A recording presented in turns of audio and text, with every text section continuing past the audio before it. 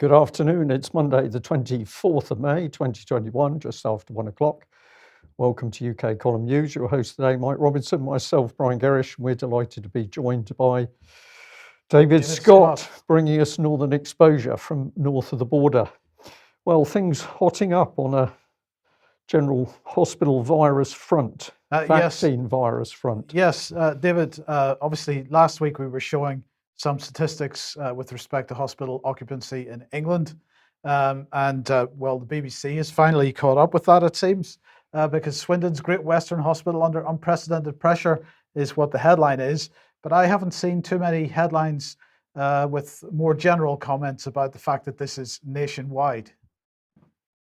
No, they're quiet on the nationwide aspect, but it's coming out in localities, and I've been speaking to nurses in Scotland, and they're reporting exactly the same thing.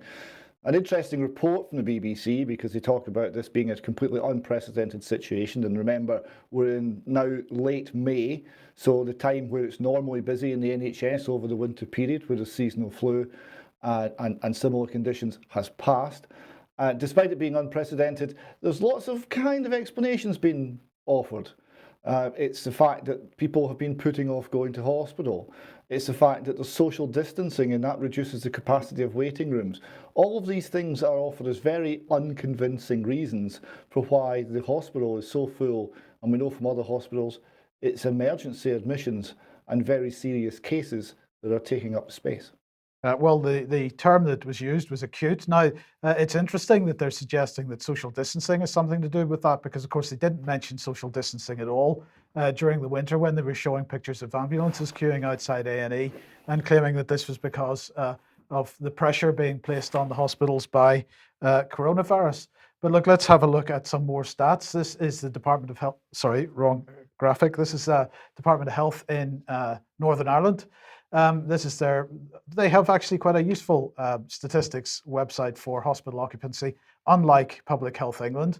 But anyway, they are showing this graph. And well, first of all, if we look at the graph to the right-hand side, the pink area is what are being described as coronavirus patients. The yellow area is other patients.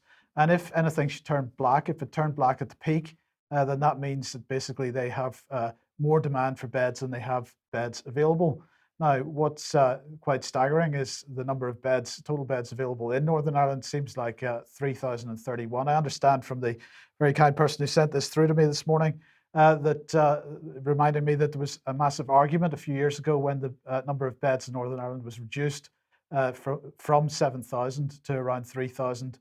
This is for a population of around 1.5 million people. So, it's quite, I'm not sure that provides total coverage at the best times, but nonetheless, we have absolutely full hospitals in Northern Ireland as well as the rest of the UK. So what is the reason for it? David, BBC suggesting people or the hospitals catching up with people that weren't given treatment before, perhaps.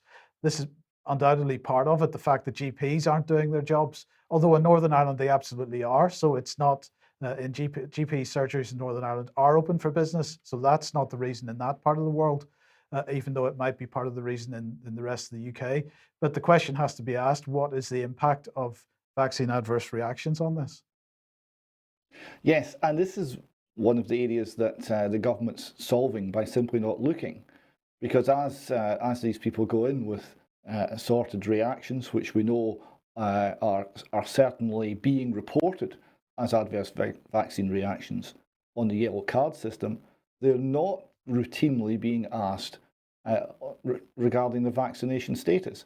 The data regarding when the onset of symptoms occurred relative to when the vaccines were applied is not being gathered, and therefore that information will not emerge from official sources.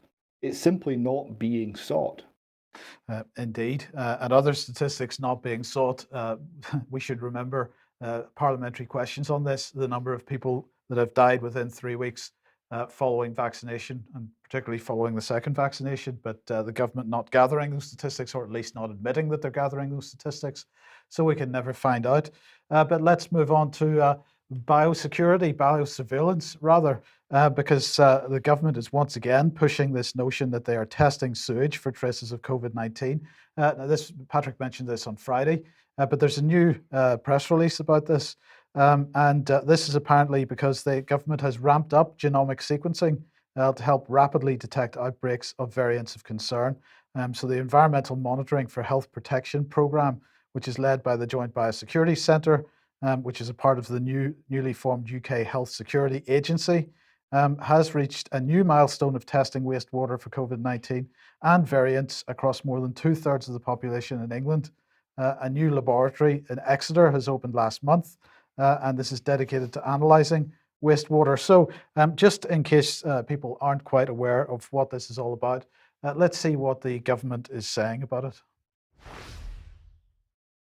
Wastewater testing is a way that we are screening the community sewage for the presence of coronavirus.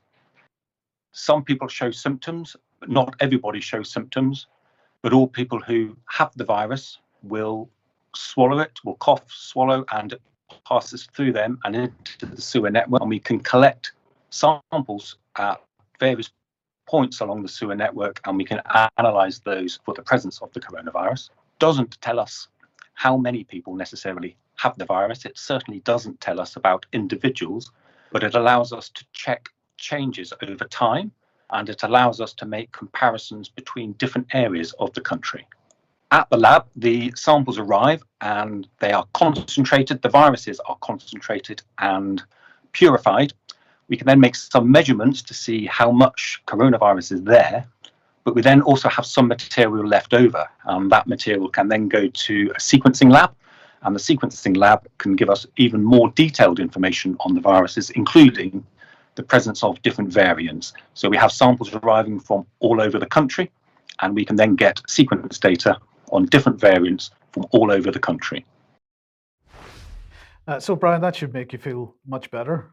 Well, it doesn't at all, Mike, because I think we can say with a lot of confidence that coronavirus in sewage has been known about for several years, in fact. Well, hold on a second. Don't preempt me just yet, because Okay, we're coming to that. right. Don't worry. I'll let you get the next bit then before we say the government is on another story here, I think. Yes, absolutely. So they're saying that 500 locations around the country is where they're sampling from. But of course, this isn't new because we reported this last year. And this is what they were talking about. The project has already worked successfully in an area in the southwest of England where sewage sampling data showed a spike in coronavirus material despite relatively low numbers of people seeking tests.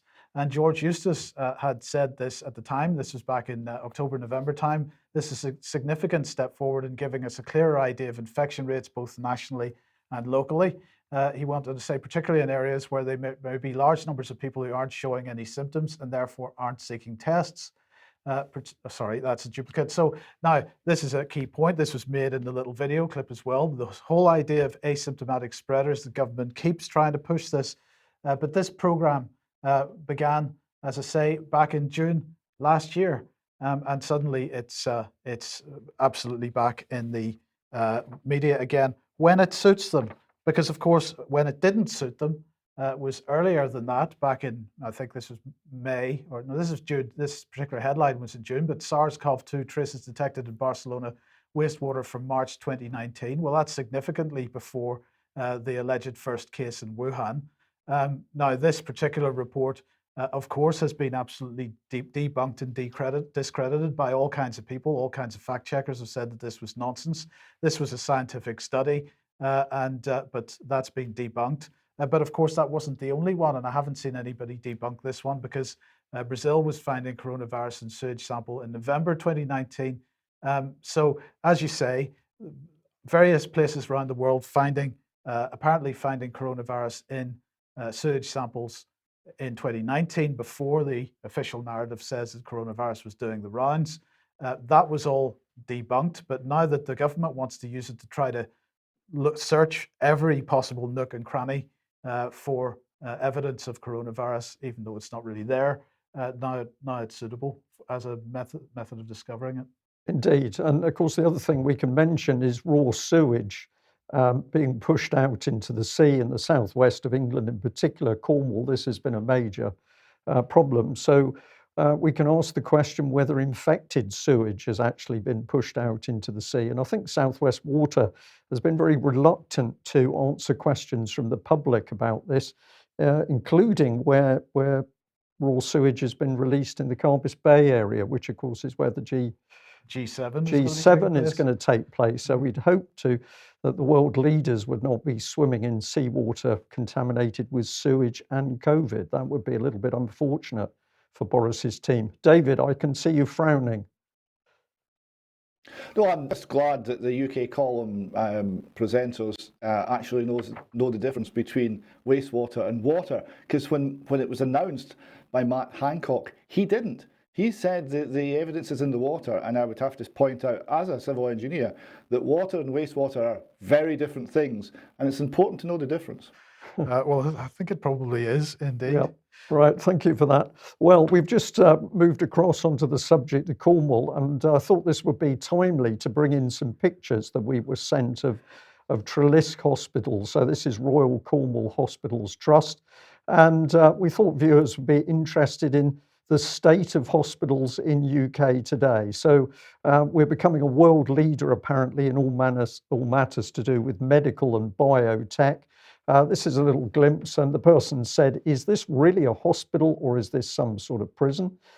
So this is one view. Here's another with the ambulance waiting, and we can say to people with absolute certainty that over the last week in particular, people have been transported around the country with multiple patients in one ambulance. So no social distancing, Mike, there at all. Here's another angle, hospital or prison. We allow our viewers to make the decision on that. This is the sort of notices that people are faced with, areas closed. There is building work going on, admittedly, but just incredible signage where you're faced with this very harsh environment, COVID notices, locked, bolted gates, but it's saying that there's going to be brilliant care by the leadership team. So that's all looking good. And this is into 2084, as I think I'd call it. So we've got concrete and massive propaganda on the side of the building. And if you're thinking of going there to see this for yourself, well, you better take a fat wallet, because the parking charges went up recently. And so it's going to take you £15, or take £15 out of your wallet for up to 24 hours. So these are pretty serious things, I think.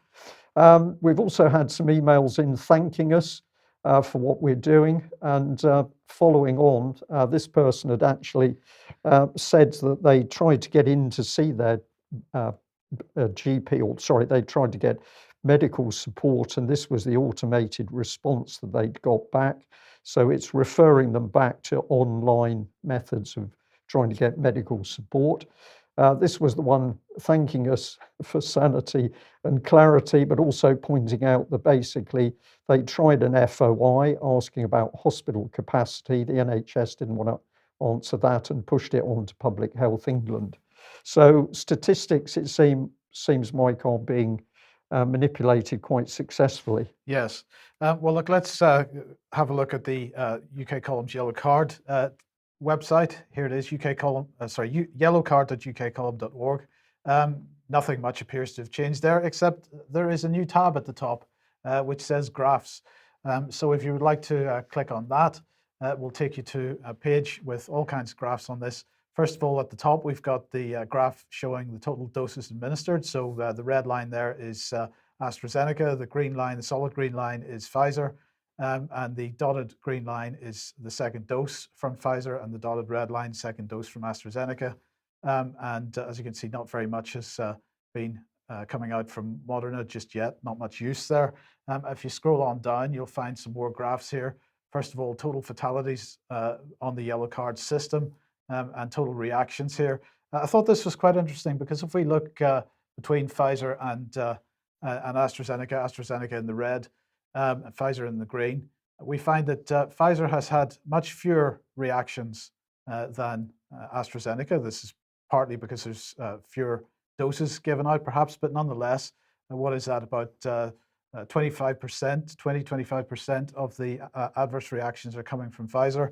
But the number of deaths on the yellow card system, much higher for Pfizer.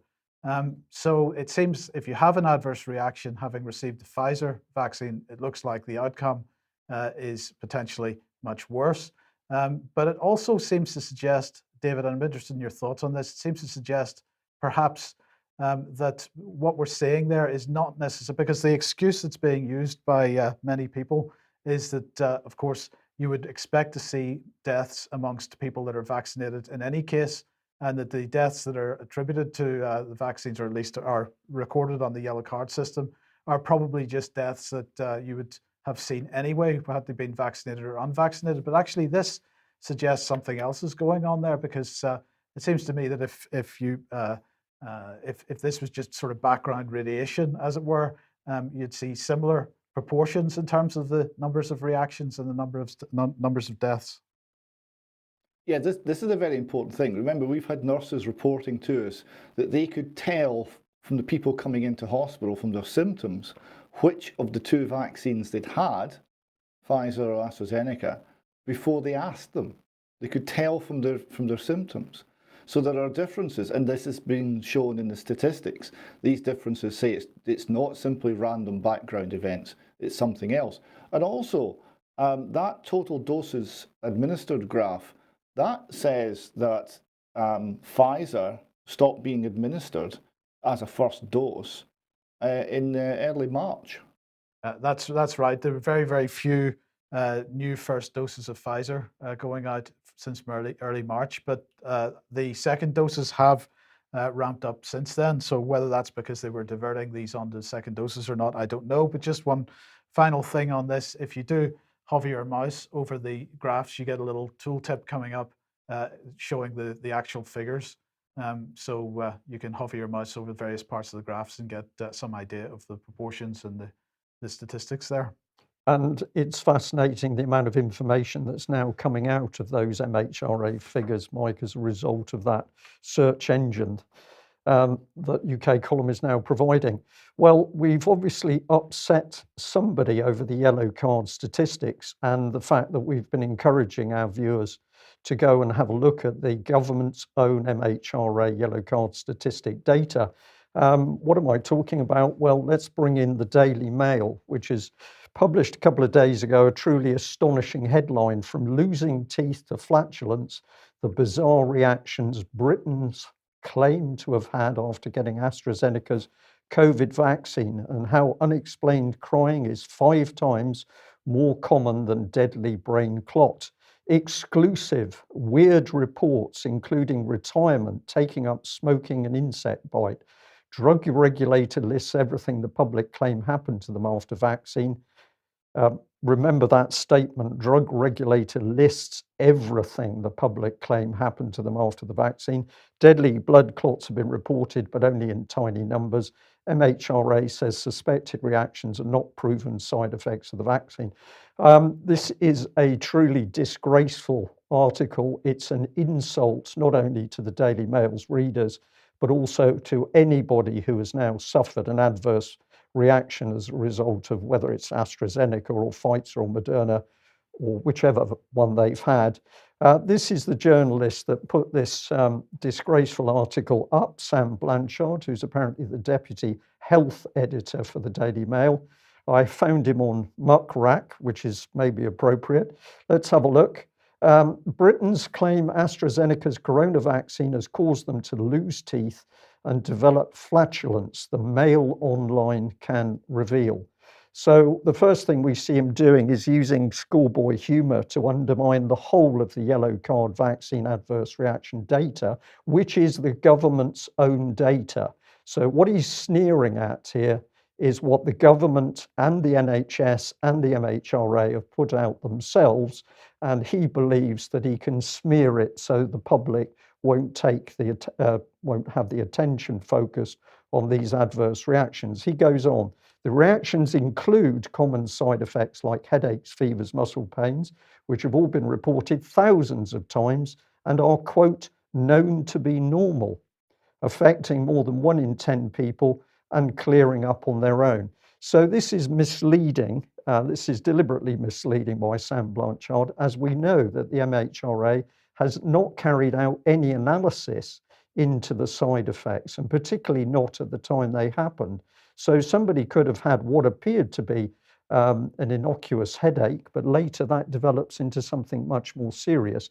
And he has no way of knowing that because he's got no data from the MHRA. Well, and indeed, the MHRA themselves have said that if you've got a headache which lasts longer than normal, you need to be straight off to hospital. Well, let's carry on through because it gets worse, really. More serious health effects or causes of death are also included, such as stroke, heart attacks, and sepsis, although none have been linked to the jab. Well, this is misleading because no MHRA analysis has been carried out which proves or disproves, but the evidence collected is in the greater case by medical professionals who believe that the side effects have come as a result of the vaccine. You'd think Sam, as a journalist, would know that it's none has, but anyway, let's move on. Well, I don't think he knows very much. This type of monitoring allowed the MHRA to respond quickly last week to claims that the jab causes blood clots, and it could prove that they weren't happening unusually often. Well, this is misleading because the MHRA has conducted no investigation into any of the side effects that they've so far collected and collated. Where do we go on? Sorry, we've got a duplicate there as well, obviously. So this is what he didn't tell the viewers. He didn't tell the viewers that the MHRA has actually put out posters saying that reporting the side of COVID-19 vaccine to the MHRA is so important that every report counts, because a member of the public who's not medically trained could report something which to a medical professional proves to be very significant. So every yellow card report counts according to the MHRA, but according to Sam Blanchford from the Daily Mail, no, most of it's nonsense. So misleading readers by omission. But let's go deeper into it, because actually the reporting of yellow cards is part of the NHS COVID-19 vaccination program standard operating procedure. So if we just move the arrow down, you can see that in their own documentation, it says, please note, you should still report to the MHRA yellow card system. That's for medical professionals. That's not for members of the public. So what we've got here is that he's misleading the public again by omission that he hasn't done his homework. David, just before I move on to the serious stuff with June Rain from MHRA, the chief executive herself, it's becoming astonishing how bad the reporting is now by mainstream press and the media. It's as if they are simply being fed a line by who? Conservative Central Office, and then they push this stuff out. It is remarkable, both in the UK and in America in the VAERS system, the number of reports has dwarfed anything that's ever been seen before, and in Europe. Every medical system all across the world that monitors this is reporting a level of adverse reactions multiple times. We're talking about 6,000% increase, this sort of level that they've ever seen before. And this person is his job is to tell the British people that it's all a joke. This is appalling. The MHRA are putting out warnings about when you should seek which reactions, including headaches, which was also being rubbished by, I think it was The Guardian, which reactions that if you get them after the vaccine, you should seek urgent medical attention. You think that would be news that he would feel obligated to pass on to the British public, but no. No. I can't express how little I think of that report, Brian. Yes, well, everything we're showing at the moment is a quote from that report. So let's follow on through with what the boss of the MHRA said alongside Sam Blanchard. So we can now see that Dr. June Rain thinks so little of the British public.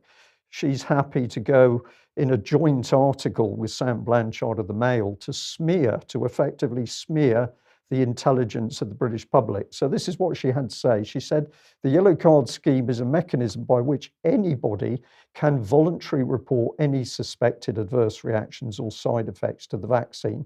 Well, That's a misleading claim, I believe, because of course reporting is also a formal part of the NHS standard operating procedures. So yes, it's voluntary for the public, but it certainly isn't for the NHS. But of course, she doesn't say so. It's very important to note that a yellow card report does not necessarily mean the vaccine caused that reaction or event. That is true, but the job of the MHRA is to investigate. And we know that they have not investigated any of the yellow card data.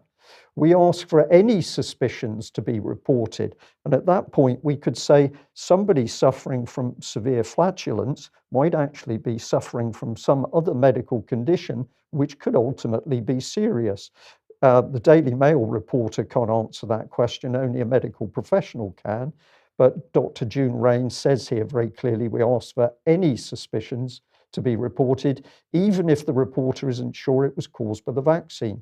Reports to the scheme are known as suspected adverse reactions. So she's got truth here, but then basically she's joined in, as I've said, the mocking in the Daily Mail. And on it goes on. Many suspected ADRs reported on the yellow card do not have any relation to the vaccine or medicine, and it's often coincidental that they both occurred around the same time. Well, that's misleading because there's been no formal investigation. The reports are continually reviewed to detect possible new side effects that may require regulatory action. Is she saying there, Mike, that they need to see a new side effect before they're going to take any action? I don't know by that comment, but it occurred to me that maybe they're only looking for side effects that they haven't seen before. And she says, and to differentiate these from things that would have happened regardless of the vaccine or medicine being administered, for instance, due to underlying or undiagnosed illness. So here's the defensive statement, but no data has been published showing that the MHRA has analysed their own yellow card data. Most things people say in yellow card reports aren't linked to the vaccine at all, but there's no evidence from the MHRA that they've done any analysis. So where is the evidence to back up a claim that they aren't connected to the vaccine? There is no evidence at all. The suspected reactions described in this report are not proven side effects of COVID vaccines, but they're kept on record in case any later do turn out to be linked. Do you see, we're now getting a suggestion that if there's adverse effects that are damaging or killing people that are known adverse effects, she's not interested in them. She's only interested in new effects. I'll underline that in case any later they do turn out to be linked. So no evidence to back up the claim that the vaccines are safe. But let's have a look at the MHRA website, because there's been some dirty work going on here. This is a very interesting section. Encourage people to look at it. Yellow card, please help to reverse the decline in reporting of suspected adverse drug reactions. The date of this published was the 17th of May 2019. But if we look at that effectively today, and we go to this section, it says, don't wait for somebody else to report it. It's estimated only 10% of serious reactions and between 2 and 4% of non-serious reactions are reported. Underreporting coupled with a decline in reporting makes it especially important to report all suspicions of adverse drug reactions to the yellow card system. That is what was there the first time I looked at it. Now we have an insert, and let's read it. This article was published in response to a decline in yellow card reporting in 2018. The reporting rate for adverse drug reactions is variable and can depend on a multitude of factors. These estimates should not be used as indicators of the reporting rate for COVID-19 vaccines, for which there is, quote, high public awareness of the yellow card scheme and the reporting of suspected reactions. Well, this is a deliberately misleading section, Mike, which has clearly been added to try and take the sting out the fact that the MHRA has admitted that perhaps only 10% of serious reactions have been reporting. Where's there evidence that there's a high public awareness of the yellow card scheme? I haven't seen any particular evidence to support that. Well, all our evidence, Mike, is that the public is absolutely not aware of the yellow card scheme, because not even the NHS or the vaccine centres are telling people about it. So I'll just bring the lady back in. She said she's confident that there's no linkage between MHRA yellow card vaccine adverse reaction data and vaccines. Well, she's confident because she's got no intention of investigating what's causing what. So we're going to suggest that the public in the UK cannot trust a word that Dr. Rain says with regard to yellow card data and vaccine safety. But before we leave the subject, let's just add this very quickly. An eagle-eyed viewer noted that the Centre for Global Development, which has some very interesting people from Obama specialists to British Aerospace, under the title of COVID Vaccine Certificate, is apparently building on lessons from digital ID for the digital yellow card. And I found this very interesting because I wondered whether the yellow card data is not being collected for the safety of the UK population, but is being collected as a means of identifying individuals through another level of data collection, because what it starts to talk about in this document is that it's looking at how this is going to affect ID to allow you to travel on trains and aircraft, for instance. So I felt something rather sinister was building there, and it was rather a coincidence that we have yellow card mentioned. Just before we bring David back in, I wanted to mention this, Brian, because, and I do apologize for not including the graphics, but I ran out of time. On the Pfizer patient information leaflet, or the leaflet that's given after receiving a Pfizer vaccine, it does say on that leaflet that you can report any adverse reactions to the MHRA on the yellow card scheme. But then it says, or alternatively, use Pfizer's recording mechanism, and it takes you to the potential to take you to a whole other website. And the person that sent me the scan of that document said, well, you know, are they trying to divert people away from or at least some people are going to not use the yellow card system. They're going to use Pfizer's system instead.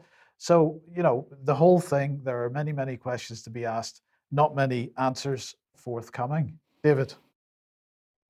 I wonder if Pfizer's system is open to public scrutiny. No, it isn't. Just before we leave Sam Blanchard, he said that the blood clots, there was no issue because there weren't any more blood clots than you'd normally expect, and therefore it's nothing to do with the vaccine. It's very odd that the MHRA weekly report doesn't say that. When they're discussing serious blood clots, they say on the basis of this ongoing review, the advice remains that the benefits of the vaccine outweigh the risks for the majority of people.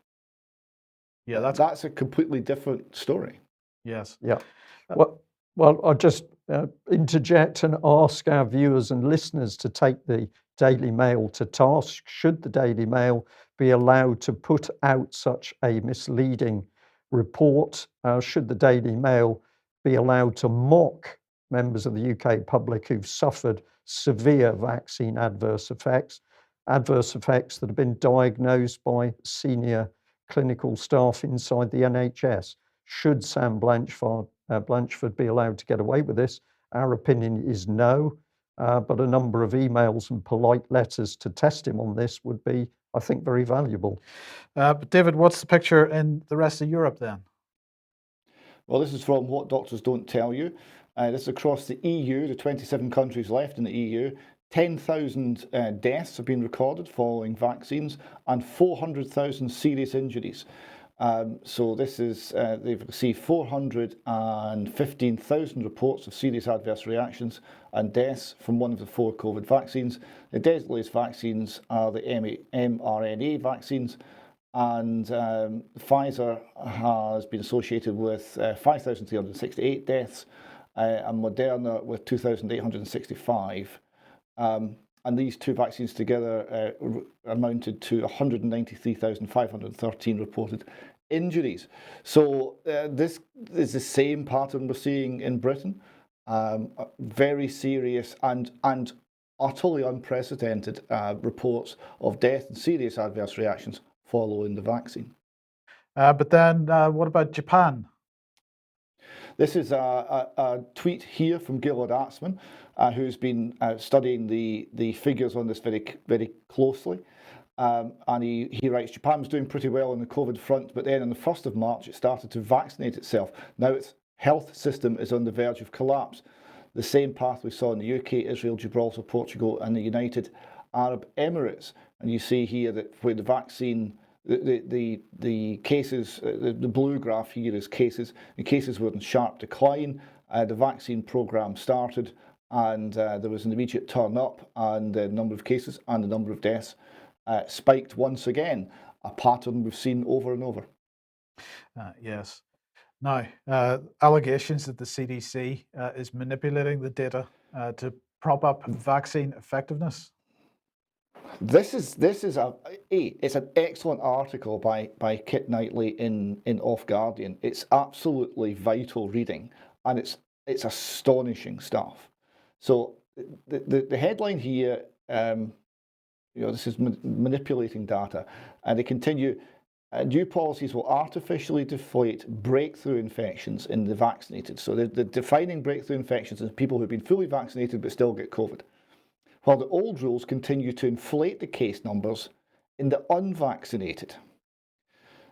So they explain here, essentially COVID has long been shown to be an entirely created pandemic narrative built on two key factors: false positive tests from the unreliable PCR tests, and inflated case count using an incredibly broad definition of a COVID case. This is exactly correct. They continue, without these two policies, there would never have been an appreciable pandemic at all. Now the CDC has enacted two policy changes. Firstly, they're lowering the CT value, that's the number of cycles, for the PCR test, when testing samples from suspected breakthrough infections. So they quote here from the CDC, for cases with a known RT-PCR cycle threshold CT value, submit only specimens with a CT value less than or equal to 28. It's generally tested up to 40 cycles in the UK, by the way, less than or equal to 28 to the CDC for sequencing. And they explain that it's not feasible to sequence with higher cycles than that. The Off Guardian continues, secondly, asymptomatic or mild infections will no longer be recorded as COVID cases. And again, they quote the CDC, as of May the 1st, 2021, the CDC transitioned from monitoring all reported vaccine breakthrough cases to focusing on and identifying and investigating only hospitalised or fatal cases due to any cause. This shift will help maximise the quality of data collected, blah, blah, blah. So this is their excuse. Now, the Off Guardian summarise this brilliantly. They consider three people. Person A has not been vaccinated. They test positive for COVID using a PCR test at 40 cycles. And despite having no symptoms, they are officially a COVID case. Person B has been vaccinated. They test positive at only 28 cycles, spend 6 weeks bedridden with a high fever. Because they never went to hospital and didn't die, they are not a COVID case. Person C, who was also vaccinated, did die after weeks in hospital with a high fever and respiratory problems. Only their positive PCR test was at 29 cycles, so they are not officially a COVID case either. So you see the pattern here. They're going to show, simply by means of how they gather the data, that the vaccinated are protected and the unvaccinated are at risk. And it will be, like so many things with COVID, a lie. Yes, well, let's move on then to John Rappaport. And well, the headline is shocker. Why is this substance in the Moderna COVID vaccine? Yeah, John Rappaport's blog, No More Fake News, always worth a look. He's excellent on medical matters. So he was looking at the Moderna vaccine, and he found a reference to something called SM102. I'll not take your time with the full chemical explanation. And it's in the vaccine. And when he goes to check the safety data, it says, quote, for research use only, not for human or veterinary use. That's a bit odd, don't you think? David, I can tell you that we've got other viewers who've been researching this particular aspect, and they say to go read the Cayman data sheet itself is a must, because it is so shocking what it says about the substance being used.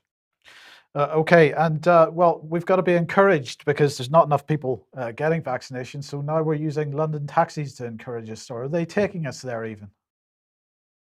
Well, yes, you're both. This is the Vaxi taxi. The Vaxi taxi is coming for you. If you are down and out, if you have, shall we say, questionable right to be in the UK, if you're living on the streets, if you're in any sort of distress at all, and you're not in regular contact with the authorities, well, the Vaxi taxi will come and get you. And you can have the jab at a special pop-up vaccine centre, or even in the back of the taxi. That would be lovely too. Dr. Raymond here, pictured, told Sky News, we're really thinking about the homeless and rough sleepers, and those who have uncertain immigration status, or people with communication difficulties, or physical difficulties, or no access to the internet. We do not need to know about your immigration status or any other information of that sort. And you do not need an NHS number. We're simply here to help.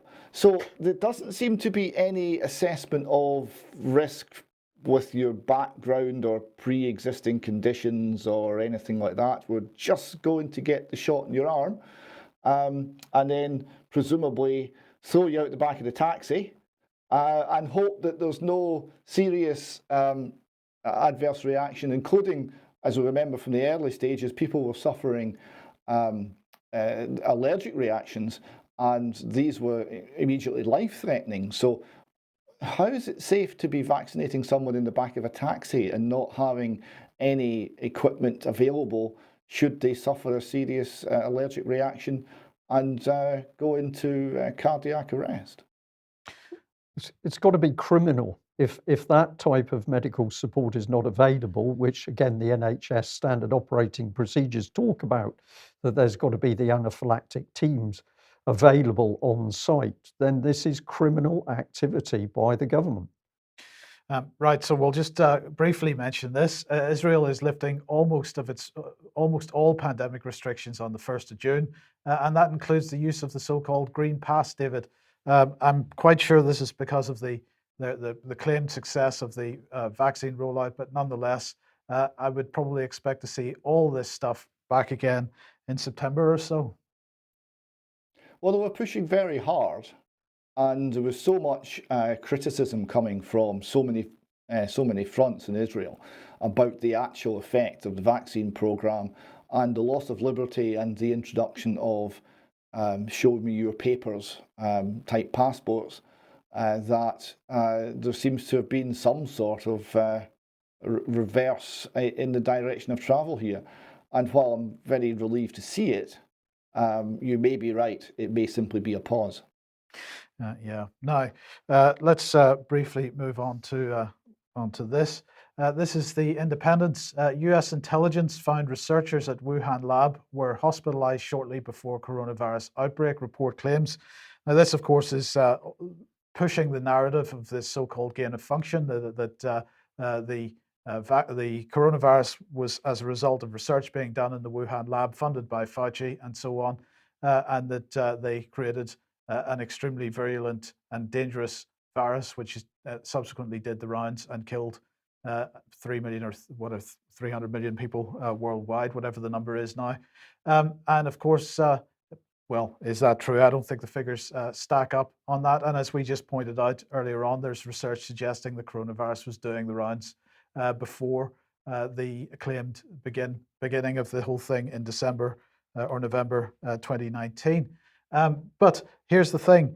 This is what it says. U.S. intelligence found that 3 researchers at a Wuhan laboratory became so sick just before the coronavirus pandemic began that they were hospitalized. A report says the Trump administration and Republicans have pushed the lab leak theory of the virus escaping China's Wuhan Institute of Virology throughout the pandemic.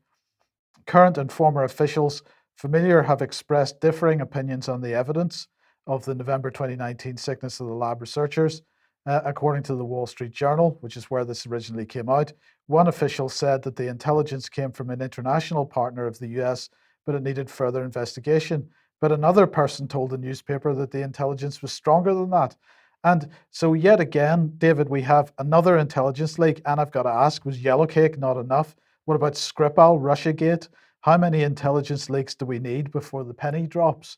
And the other thing is here, this was, as they've said in the article, a Trump narrative.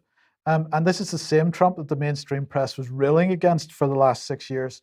And so, it seems to me, David, that we have it both ways, or we're aiming to have it both ways with every possible narrative here. So is it a virulent, deadly virus that was leaked from the lab, or do the statistics suggest quite the opposite? It wasn't any more serious than, for example, the flu, and that the deaths that have arisen as a result of it have been very similar to what we see during a normal flu season. Are we going to suddenly believe the intelligence agencies that have been pumping out these so-called reports on various subjects over the last number of years that have proven to be utterly false whenever there's a geopolitical agenda at work here? How do we make an assessment of this? I don't know. I don't know what the story is here, because you see people like Rand Paul in the United States are bringing up the issue that there was contractual links between the United States and the Wuhan lab, and those contractual links seem to be in the general area of research. But there's a long way from that to in research concerning coronaviruses. But there's a long way from that to the it's a weapons grade material that's been released narrative that some are trying to push. And you're quite right in pointing out that the statistics just don't back this up. I thought the areas covered by yourself and Patrick on Friday showed that most effectively, because as you look at the figures from the cremations and burials across the United Kingdom, it just doesn't exist. The pandemic's not there. This is what the statistics are showing, and that's not compatible with it being some sort of weapon that's been accidentally released, which seems to be what's been suggested here. Yes. Now, of course, David, the latest narrative is Indian variant is doing the rounds of the UK. We're going to have to look at local lockdowns again. We've got surge testing going on in various parts of the country to try to identify where the Indian variant is going.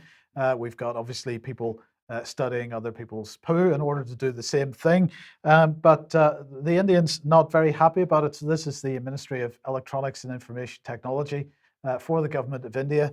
And they've pushed out 3 advisories to curb what they describe as false news / misinformation on coronavirus. So let's just have a look at one of them. This invites reference to the advisory dated the 20th of the 3rd, 2020 and the 7th of the 5th, 2021, issued by the Ministry of Electronics and Information Technology, Government of India, regarding curbing of false news, misinformation concerning coronavirus on social media platforms. And they're asking the social media platforms to take down any information or any posts which suggest that this latest variant B.1.617, in fact, there's 3 variants which are being labeled the Indian variants. So the Indian government apparently not very happy about it, David, and they want that taken down. Yes, they do. There also seems to be a big discrepancy between how the situation in India has been reported in the West and how it actually is in India. That doesn't seem to be particularly well lined either. But in Scotland, we had Nicola Sturgeon responded to this, as she does to every chance to virtue signal and be politically correct. And she decided that she wasn't going to use the term Indian variant, and she explained in a news conference she was going to use the term April 02 variant. This lasted 20 minutes till she forgot and used the term Indian variant in the same news conference, but there we go. But this was seized upon both by the Indians in Scotland, who thought it was a silly gesture and didn't think the name change was particularly smart and thought it was a bit laughable, and indeed by Scottish Twitter. And you see here one of the memes. John Wayne says to be careful that we are in April 02 territory now. I thought that was quite good. Yes. Now, what's going on with masks? Well, this shot here is from a motorway service station, and one of the moto ones. And I was really struck by this because it's a big sign as you go in to get your cup of coffee. and there's a woman masked and looking suspiciously to the side of her eye. And the text reads, if you can wear one, masks, if you can wear one, do. If you can't wear one, we understand. If you won't wear one, please don't come in. And this is astonishing. It's not the masking that they're wanting. It's the compliance. Don't come in here if you're thinking unapproved thoughts about coronavirus. It doesn't matter if you're not wearing a mask, as long as you're, suitably believing the narrative. This is just, we don't want people who don't think the way we think. It's remarkable. But we've got a contrasting notice here. Yes, and to show now this illustrates, and if Costa Coffee are watching, I want you to listen to the next bit, lads. This illustrates the fact that against the same government advice and government legal constraints, there are different ways of handling yourself. So while Moto was excluding people who didn't think the right way, this organisation had an entirely different response to the same legislative environment. It says, customer notice, exemption positive face covering policy. We value all of our customers equally, and we are against any form of discrimination. In line with government guidelines, we cannot legally ask you about your medical condition, nor ask you to see an exemption card. Therefore, if we see you without a mask, we will assume you're exempt and welcome you inside to support our business. Thank you. That, Costa Coffee, is how it should be done. Yeah, well, excellent. That's what we need to say is it's looking at the so-called rules and finding a way to carry on normal life by using the rules appropriately. Yes. Now, David, obviously at the weekend then, as we advertised last week, there was a peaceful gathering at George Square. So tell us about it. Yes, I was invited along by some lovely people in Unite for Truth, and this was a gathering of lots of different groups into a very happy and jolly, good-natured event in George Square in Glasgow. We see here one of the ladies attending this with an umbrella with many messages of truth written on it, and another lady here advertising the UKColumn yellow card website. Good on her for that. And it was a very positive event, and there was a lot of information put across, a lot of important points raised, serious points raised, but it was also jolly and positive, and there was some music, and there was a lot of interaction with everybody hugging and getting to know one another, and it was really quite lovely. We've got a couple of clips. Well, look, David, I don't know what your view is on this, but it's now we're now only halfway through the program, and it's 5 to 2. So I think if you don't mind, we'll leave the clips to extra time, if that's okay with you. Oh, no problem at all. Okay, right. Let's say if you like what the UK Column does and you'd like to support us, then please head over to ukcolumn.org/community, and there are options to help us out there. That would be very much appreciated. And do also share our material on the various platforms. Indeed. Well, I have got a little video clip here which was sent through to us. At the moment, we know that the government, the Behavioural Insights Unit, SAGE, has been ramping up fear and anxiety in the British public. Step in, Panorama and the BBC. So thank you very much for the eagle-eyed person that spotted this little advert. It's only 20 seconds. You've accepted artificial intelligence into your life. Thank you for handing over control. This makes everything so much better, easier, and now life may never be the same. Are you scared yet? Human. A Panorama special, Wednesday at 7:30 on BBC One.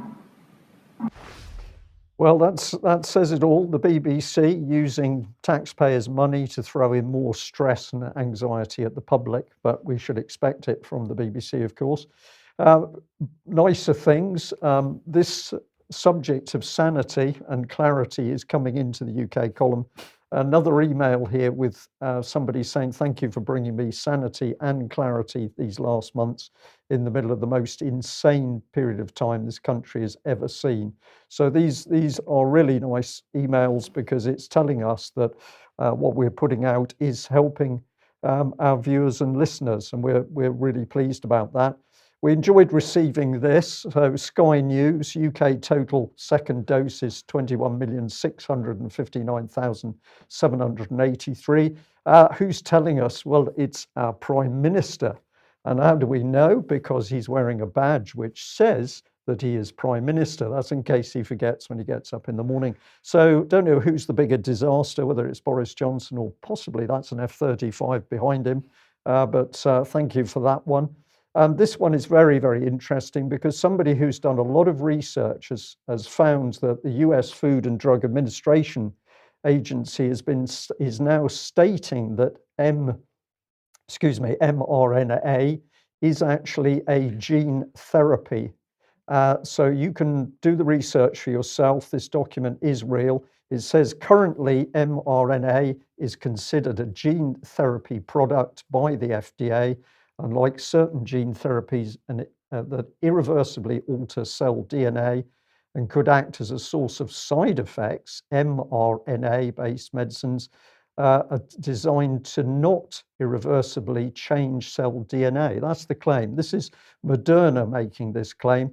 And if you read on a little bit, it says something very interesting because it intimates that the clinical trials have not yet been done to prove the statement that's just been made, that this is a product which doesn't permanently change the cells. So we'll leave you to have a look at that.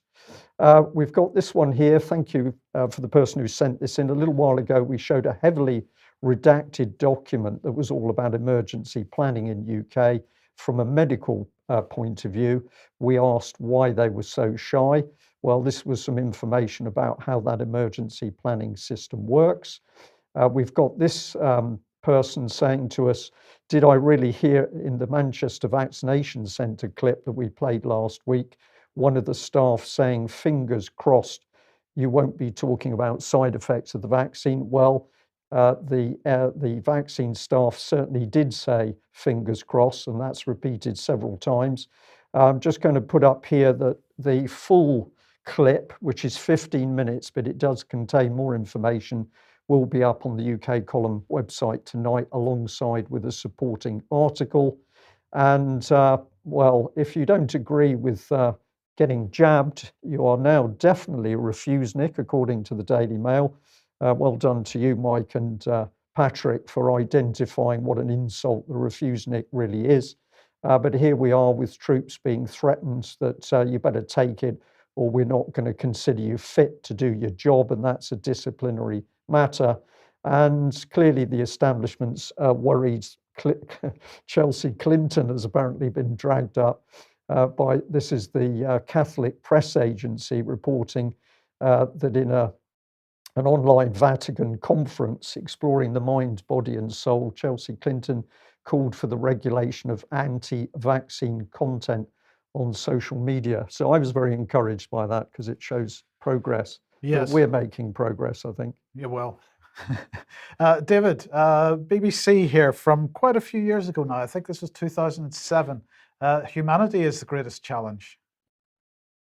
Yes, so this is just to put the next little bit in context. Our dear friends at the BBC have for a very long time been explaining how the biggest threat to the world is the fact there are far too many people. Right. Now, just we can't cope. Yeah, sorry. Just before you move on to the next section, I just want to interject with this to show that it's not just the BBC, because this is Boris Johnson's old blog. This was also published in 2007, and the article is called Global Population Control. And I suggest that everybody goes and reads this, because this is our current Prime Minister and his views. And of course, he's talking about his father's books on population control. But global overpopulation is the real issue, is his opinion, David. Yeah, absolutely. And the previous one was talking about averting unspeakable consequences. So the whole view has been up until now that population control is the biggest threat we face. It's urgent. It's overdue. We must do something. It's a crisis. Well, not anymore. BBC now report, how do you convince people to have babies? Stephanie Hegarty here. In the past 2 weeks, two global superpowers have had to face an unsettling reality. Census results in the US and China indicate that both countries are likely to start shrinking in population much sooner than they thought. The thorny problem with no easy solution.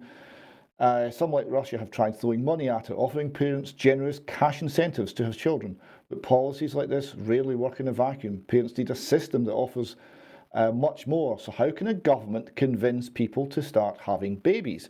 And they show a graph, and the graph is fascinating. The graph shows, now bear in mind that population replacement is generally at 2.1 children per woman. So we see here that Sweden, the UK, the US, and China, and South Korea are all at below population replacement levels, and India is barely at population replacement level. So there is no population growth outside of Africa anywhere. So the population bomb that's been touted by globalists for decades as the big threat just got defused, just doesn't exist. But the BBC are going to tell us how we can convince people to have more children. Would you like to see the BBC's answer? It's a lovely one. Here we go. 1, give parents affordable childcare. So more tax and spend from the government. We're going to tax people, we're not going to worry too much where that's coming from. And we're going to encourage other people to raise your children because that'll fix things. Make work more flexible. So don't think that you're going to stay at home and look after your own children. No, you're going to be forced out to work just to make ends meet to pay the taxes that pay for the first bit. And 3, put men to work at home. So no idea of having the traditional division of labour within a family. You're not going to be allowed to have that. We're going to have to change everything and force men to do more around the house because that's the real problem here. So just pathetic from the BBC, as usual. But they did at least have to admit that the scare story they've been running for decades no longer exists. But there is a bit of a scare story here, isn't there? Because the economic implications of this are huge. With shrinking populations, fewer younger people in a population, and a vastly increasing elderly population relative to the working age population, the implications in terms of care for elderly people become significant. The pensions liabilities become significant. What briefly, David, do you think are the economic implications of falls in population levels of this kind? The economic implications are no one will retire before 70, basically. We'll have to work longer. And there's no other way around it. The government will tell us that what we need to do is to import a new, younger, more vibrant population, but that won't fix things. What we actually need to do is reconstruct the family, because reconstructing the family will reconstruct the generation of children. And while we're at it, perhaps we should stop killing them in the womb. That would be a good idea too. Okay, well, let's continue with economic matters and inflation. Now, of course, this was announced last Wednesday, I believe, but we kept it for Monday because I knew David would enjoy this segment. And of course, inflation going up. But we don't need to worry. Inflation doubled, but it's understandable why inflation doubled. I think it went to 1.7%. It's back up to levels that are pre-pandemic. But we don't need to worry, because here's Andrew Bailey. He had been giving evidence to a House of Lords Select Committee on Tuesday last week, and he said, our forecast at the moment is that we do expect inflation to pick up in the next month or so, really. It's been under 1% for my entire time as governor. Every opportunity I've had to write a letter to the Chancellor to explain why I've had to take, because this is the Bank of England, of course, is notionally responsible for keeping inflation at 2%. And if it goes above 2% or below 2%, the Governor of the Bank of England has to write to the Treasury and explain why. So he's been doing lots of that. But he went on to say, we don't see that sort of, in a sense, momentum continuing forward at that pace at all. So he's claiming that inflation is not going to start to increase any higher. He said, at the moment, we don't see that evidence, but we will watch it, of course. We must do very carefully. Now, David, the point here is, why has inflation suddenly taken a head north? And the reason is because people have started spending money again. And so I just thought we would have a look at the velocity of money graph. Now, unfortunately, this is US based. I'm not sure that there's a UK equivalent, but I'm pretty sure that the situation is very similar in the UK. Velocity of money, of course, is how many times, say, for example, a unit of currency, a pound or a dollar, is used to buy a good over a set period of time. And of course, the more active the economy is, the higher the velocity of money, the less active it is, the velocity of money collapses. And we can see that on this graph, 2020 came along and the velocity of money went off a cliff. So, the question then, David, is where is inflation going to go? Because if people start spending money again, as they seem to be doing, it can really only go in one direction. Yes, to the moon. The idea that the Bank of England are watching this carefully is deeply funny. The Bank of England are engaged in making sure that they are watching something else. They're looking the other way. They're constantly manipulating the figures because so much that the government does, so much of the government spending is linked to inflation, pensions, etc. So they've got a huge incentive to underestimate the rate of inflation, which they do on a regular basis. Now, there's inflation everywhere. There's house price inflation, which is vast. There is huge increases in construction steelwork, construction lumber, for example. And we're getting worrying signs of increasing unemployment and increasing job vacancies in economies across the world. That's a sign of serious inflation starting to kick in as well because of the dislocation it causes in the economy. So I don't trust the Bank of England over this, but yeah, the velocity of money is going to be key. And here we have City Intelligence report from the Telegraph saying that consumers are flooding back into the shops. The households are sitting on a £200 billion pot of savings, and there's clear proof that they are prepared to spend it. And there's going to be a rambunctious economic rebound. So that would suggest that inflation is on the way. But now, yeah, go ahead. This next graph here, this is from the Mises Institute, and I just want to explain what it actually means for the ordinary man and woman in the street.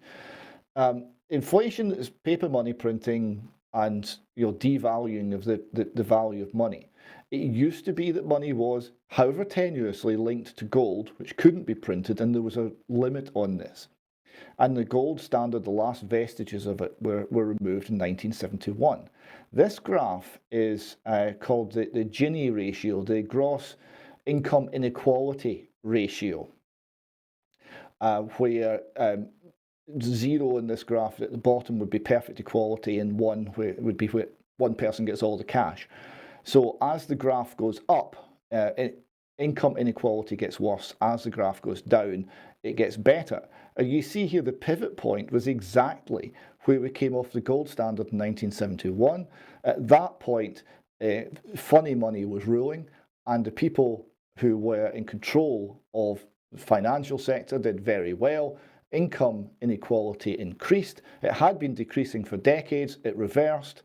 And it will get much worse again under an inflationary regime where the people who get the money first will benefit from it, and those who see it later on, pensioners, people on a fixed income, the poor, that sort of person, they will get relatively poorer.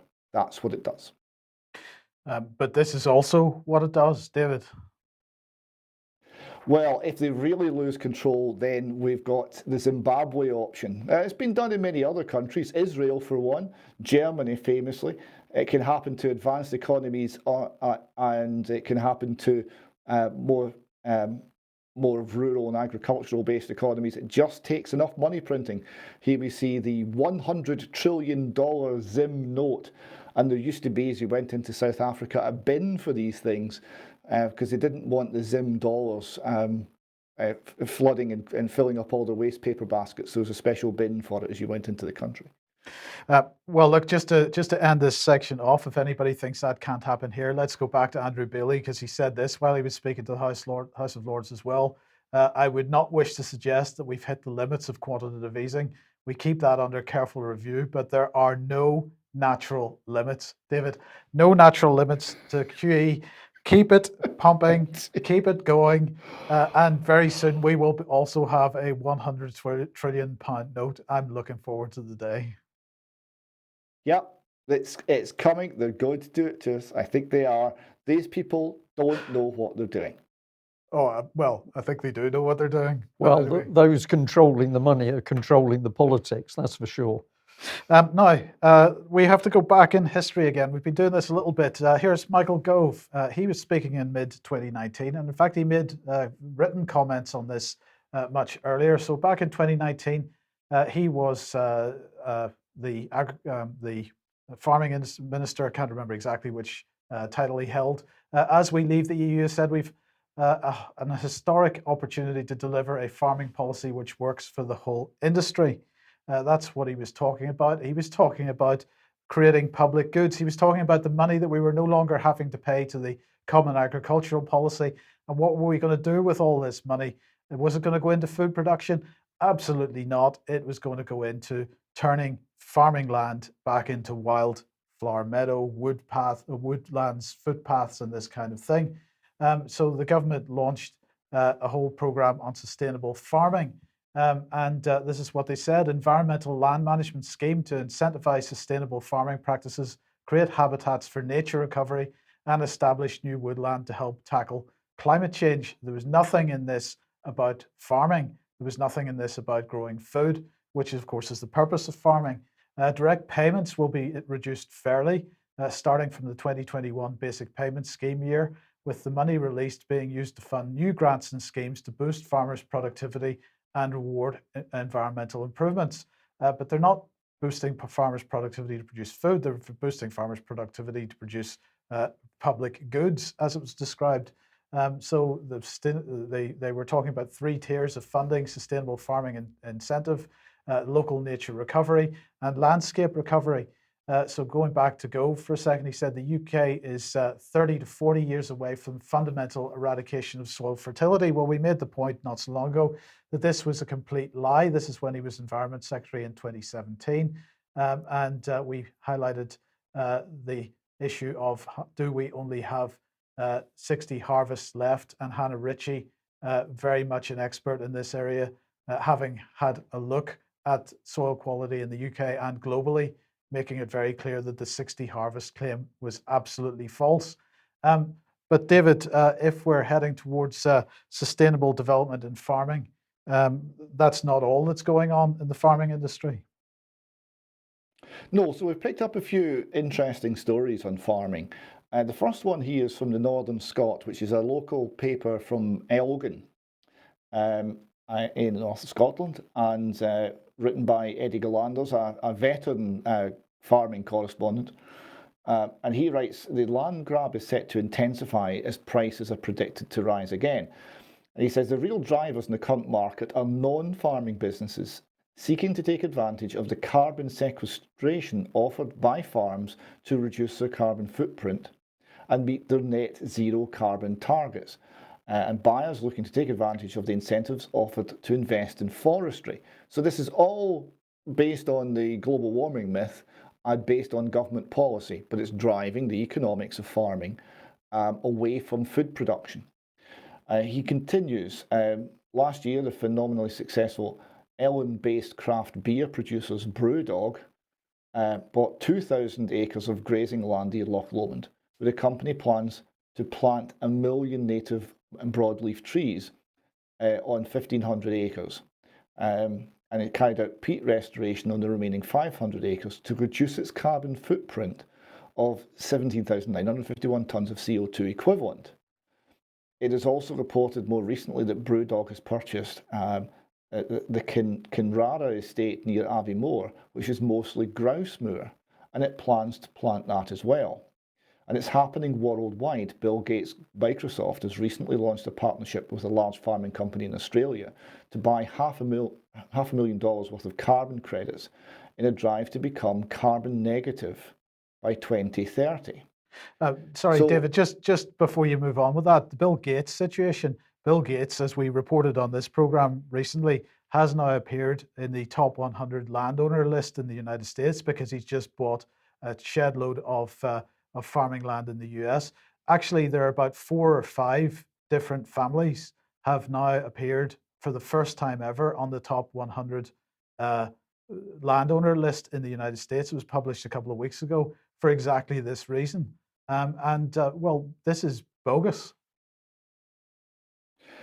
Totally. So you're seeing fake science driving policies which are being presented as an environmental necessity, but are nothing of the sort, which are driven from the UN on downwards, whereby the ability of individuals who are born and brought up in an area to buy and own and farm the land is being removed, and it's being assembled into ever larger corporate land holdings.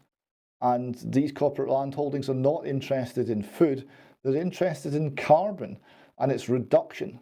Carbon would be us under this category. They're also not interested in any sort of animal production. Animals are going to cease to exist as well in this brave new world. We see here an Oregon initiative would ban animal slaughter and breeding. So this is an initiative, IP13. People are trying to make this law. This is Portland, Oregon, working for you. It would classify slaughter as aggravated abuse, redefine artificial insemination, and castration as sexual assault. An Oregon ballot initiative proposed for 2022 would effectively criminalise the farming of food animals in the state by classifying the slaughter as aggravated abuse, redefining AI and castration, etc. The proposed Abuse, Neglect and Assault Exemption Modification and Improvement Act would delete all references to good animal husbandry from state statute and only allow an animal to be injured in cases of human self-defense. So you can have a burger, but only if you kill it in self-defense. A veterinarian spaying and neutering of household pets would still be exempt, well, at least for now. And when we go and search out about Initiative Petition 13, How We End Animal Cruelty, it does indeed say just this. This initiative would not ban the sale of meat, leather, or fur. It would, however, radically change how everyone treats animals, including those who work in animal agriculture. It would create a system in Oregon where farmers were no longer exempt from animal cruelty laws. It would require that animals be allowed to live a truly good life, free from abuse, neglect, and sexual assault, after the animal lives a full life and exits the world naturally. So this is specifically, incidentally, banned in the Bible. You don't eat anything that dies of its own volition because it's diseased, right? So after it's died a natural death, it does not prohibit the farmer from processing and distributing that meat for consumption. So you can only eat meat from old cows who have died of natural causes. That's reassuring. And the little photograph you got there of a nice woman patting a cow, she's wearing a t-shirt. It says, "Hail Satan." That seemed a bit odd. And, well, it transpires that Hail Satan is a meat substitute product. Interesting choice of company name, don't you think, gentlemen? Yes. I don't know what to say to that. That's brilliant. So this is a meat substitute called, well, anyway, okay. But just very briefly, David, because we are absolutely over time now. The government, the BBC reporting this, was a government press release on this as well, paying older farmers to retire. Yeah, so the problem with older farmers is they have this old-fashioned idea that they should be producing food. And we don't want that. We want younger farmers to be in there, and because they'll be more receptive to the new ideas of eco-friendly public good farming rather than food farming. So the older farmers had to be paid between £50,000 and £100,000 to retire and free up the land for younger people to take over. So that's the government's moving the old timers out because they have these pesky ideas that the purpose of farming is to feed the nation. And also the terminology is being changed, isn't it? Because in general, they don't want to talk about farming. They're talking about land managers, which gives us an even better idea of where it's going. Yes. Okay, David, we're going to end. Now, the final slide today. The final slide today is, I think, a beautiful summary of where we are with our scientific reliance on experts. We have here two men, a man and a woman rather, standing in the pouring rain with under their umbrellas, and the woman says, "Have you noticed it's raining?" And the man replies, "How do you know? Are you a meteorologist?" I think that sums it up quite well. Quite well. Right. Okay, I think we're leaving it there. David, thank you for joining us. Thank you very much for our audience today, wherever you are in the world. If you're somewhere unusual, please send us an email and let us know where you are. We know that many people across the larger countries, but if you're somewhere a little more obscure, we'd like to know where you are and how you got listening to UK Column. And a very big thank you to everybody that's been supporting us. I understand that some cars were driving around in Cornwall over the weekend with UK Column logos on and saying, "Honk if you support us," and there were quite a lot of horns honking. So this is encouraging to see.